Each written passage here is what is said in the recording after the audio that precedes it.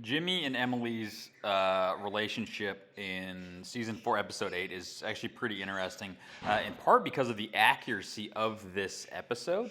Uh, Emily suggested they go out to a cafe in Paducah, Texas for dinner. Paducah, Texas is about 30 minutes north of the Rio 46's ranch. And the only thing, or one of the only things that's not accurate here, is that this scene was filmed at Mary Brazo's cafe in Tin Top, Texas, which is actually about 3 hours to the east of the 46's ranch. But otherwise, it's a very accurate and interesting scene.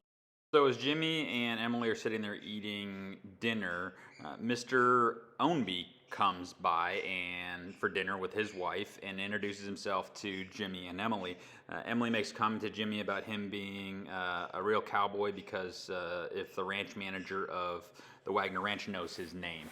This is actually Heath Ownby, who is the ranch manager of the Wagner Ranch, the largest continuous ranch in Texas. Although the Wagner Ranch is about 2.5 hours to the east of where the 46s are, so I don't know how he would know Jimmy. He also makes a comment about the veterinarian at the 46s giving Emily the day off, and he uses the name Dr. Blagett.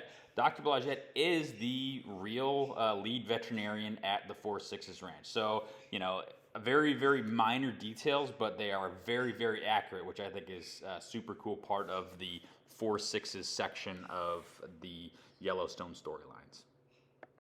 The last bit of this episode that was very accurate and I thought was pretty cool was where they actually filmed Jimmy and Emily. And this is on the front steps of an actual 4-6's ranch property.